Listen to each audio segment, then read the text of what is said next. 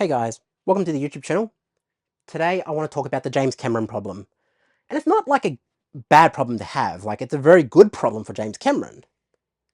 But for the rest of Hollywood, it sets an unrealistic precedent. And what I'm talking about is the big budget kind of action blockbuster. Now there are people in here who get the formula. Christopher Nolan definitely gets the formula. Where is Oppenheimer right here? Oppenheimer is over here. So, people do understand the big budget blockbusters. People do understand what they are. Nolan gets it very well because he has things underneath his belt like The Dark Knight. He definitely has The Dark Knight wherever that is. It's somewhere here. I don't know. There it is. It's in the corner. I'm not going to get it out, but The Dark Knight. So you have big budget blockbusters in there. But what happens when you go into a system where James Cameron doesn't want to make Terminator movies anymore? Because he knows there's it's no viable solution where this movie does well. It's oversaturated the market. People think they're James Cameron and they don't understand the formula of why James Cameron is James Cameron. James Cameron did well with Titanic. He had an established record before Titanic ever dominated the box office back in the day. He had Terminator. He had Aliens. He had True Lies. There was a track record before he even touched the Titanic. Before he even started writing Jack Dawson. And before that, or after that I should say, you had stuff like Avatar that came after Titanic. He was on the back. He didn't release anything in that period. He did do Ghosts of the Abyss, which was kind of like a Disney direct DVD sort of production.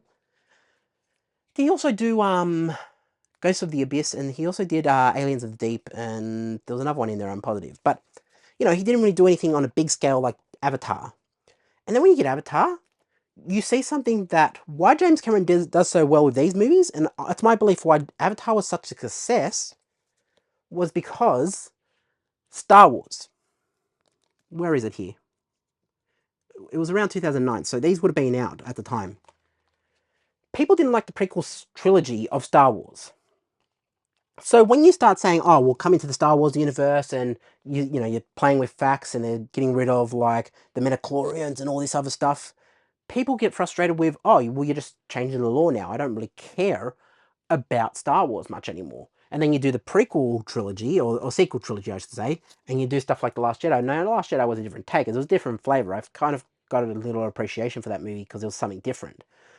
But, then you just go back to Darth Sidious at the end because he couldn't figure out someone because he killed off your main protagonist in the second one, Snoke. You killed him off, so you had to go back to Emperor Palpatine.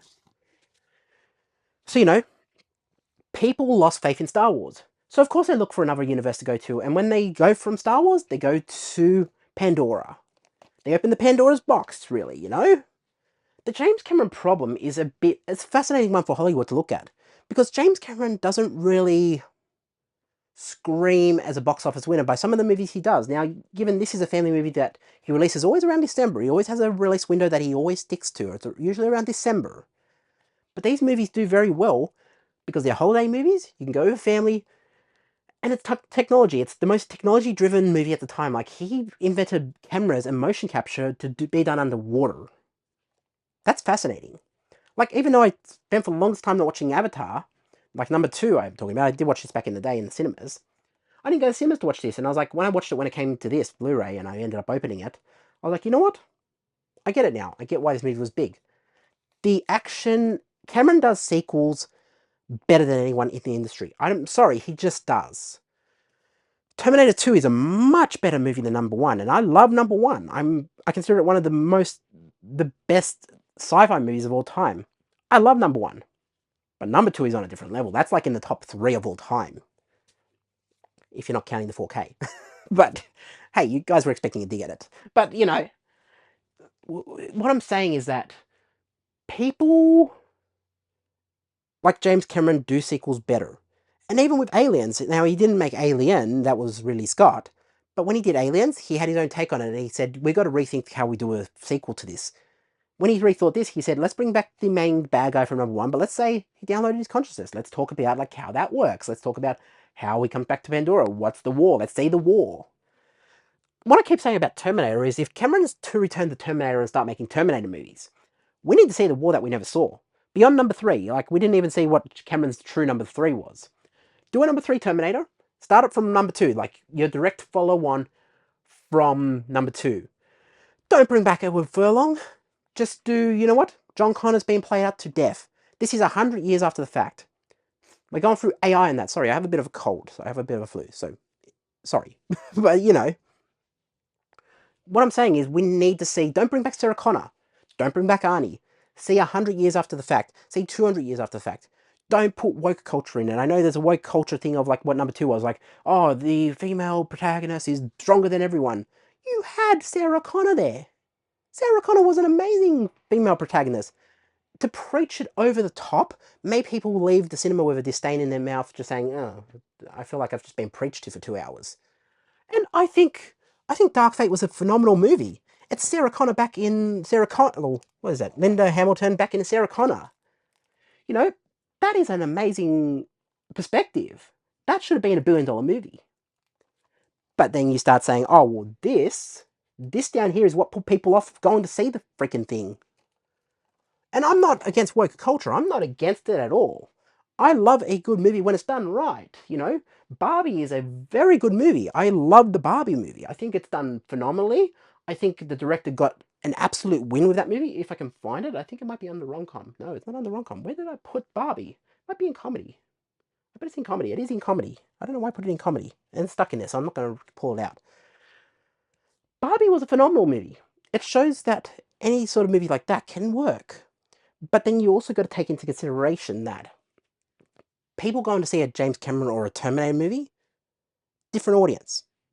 And you might say, oh, well, toxic masculinity. Toxic masculinity.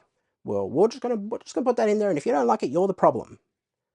If sorry to say this, and this is something that's really gonna trigger a lot of people. If people aren't showing up to your movie, the whole point of the industry, it's not showbiz. It's not, well, I think the quote is, it's not show friends, it's show biz. If people aren't coming to see the movie, it's critically a failure, meaning they're not going to make any more of it. The reason why the Barbie movie did so well, and why they're talking about sequels and stuff like that, is because it did so well. That's what you need to do. You need to, I mean, there's a lot of speculation about, oh, they're going to cast a woman as James Bond. Now, you can kind of say they did that towards the end of Daniel Craig anyways, but even then, it was very much like, no, James Bond is still there, but this one's kind of like a competing person in here. And for like a lot of years, there was this whole woke thing of people saying, go woke, go broke. That was just a cop out to say, okay, well, we don't have an excuse for this, so who cares? Honestly, it was just Hollywood being tone deaf. I love having female leads in movies. As I said, Sarah Connor, that movie with Sarah Connor back, should have done a lot better than it did. But when you bring back Sarah Connor, you should center Sarah Connor as the center of that movie and say, this is Sarah Connor. Like, say, obviously, you know, John Connor got killed in that movie. I mean, sorry, it's been out for about 5 years at this point. If you haven't seen it, I can't help you. But, you know, when you start talking about Dark Fate, Sarah Connor should have been positioned as like, okay, my boy's gone, the war's about to break out. Set it up as like Sarah Connor doing all she can to stop the war from breaking out, and then have the final scene of that movie be like, Sarah Connor gets killed, Skynet becomes self-aware, here's Judgment Day, here's the apocalypse. You can go straight into and reference Salvation and then do like a Salvation sequel. Say, okay, we'll do it like this, but we'll do it from a new base. Like, reference this, but then say, okay, we're doing it from a new standpoint. We're going to have a new trilogy where we directly reference the war. The Cameron problem is very much about when people don't understand what they're working with, the IPs. Cameron understands what he has here. He understands what he's got, and that's why his sole focus is Avatar. He's not seeing this as like, oh, we're making a few cool little children's movies. He's looking at this as like, I'm building the next Star Wars universe. That's how Cameron's viewing it. Even Titanic. He wasn't like, oh, I'm shooting a movie about the Titanic, a love story about the Titanic, Romeo and Juliet. He was like, no, I'm getting this factually accurate. I want to know if the ship broke. I want to go down and see the actual photos of where stuff lies on the ocean floor. I want to know how the sky looked at the time, because when I do the updated version in 2012, I want to have the accurate sky in that movie. This is meant to be as close as possible, while still having a movie aspect of Romeo and Juliet in it. This is meant to be as close as possible to the real experience as you can get. This is the thing about movies that people don't understand. There's a formula here, and when you follow the formula, it works. When you don't follow the formula, it doesn't work. So, you know, this whole perspective of, oh, no one can make a movie like James Cameron or Christopher Nolan or whatever. People can do it. You just need to look at the core fundamentals. It's why when you go to film class and you get them into film and you want to make films back in the day, when I was doing that, what they teach you all the time is go back and look at stuff like go back and look at stuff like Psycho. Go back and look at Hitchcock's work. Because he was a master at his craft at suspense. He was a master at his craft at thrillers. He was a master at his craft at just about every movie genre he tried.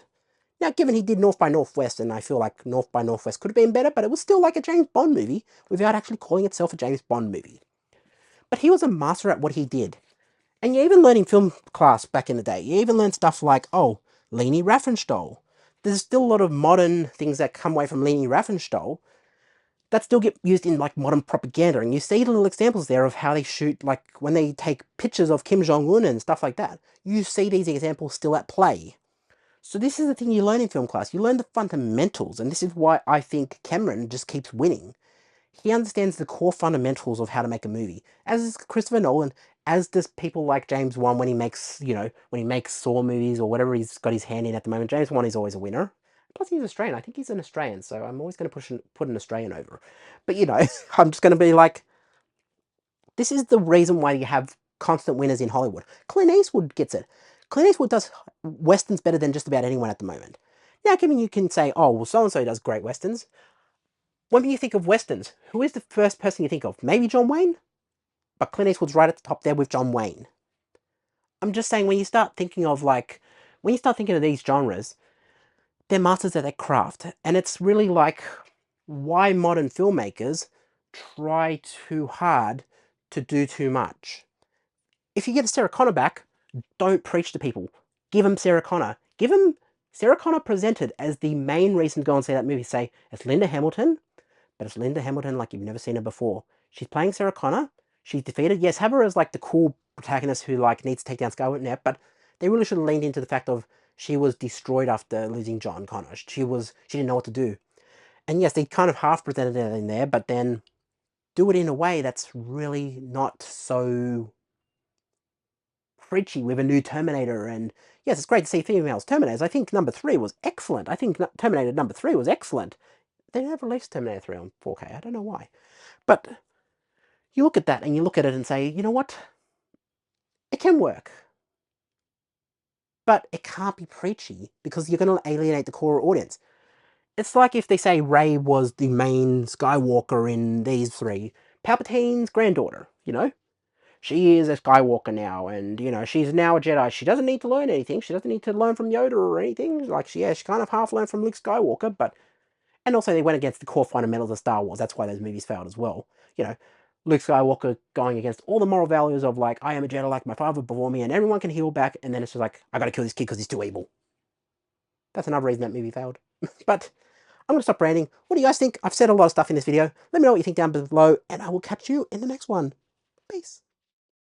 Oh, and I just wanted to add, because I didn't put it in the video for some reason. Christopher Nolan gets it as well, like shooting in quality, IMAX, and, doing all the, like, kind of spectacle around his movies. Now, given Tenet was a fail, but, I just wanted to add that here because people are going to say, oh, but there's other things to this. The technology. Nolan gets it as well. That's why he shoots in IMAX. Peace.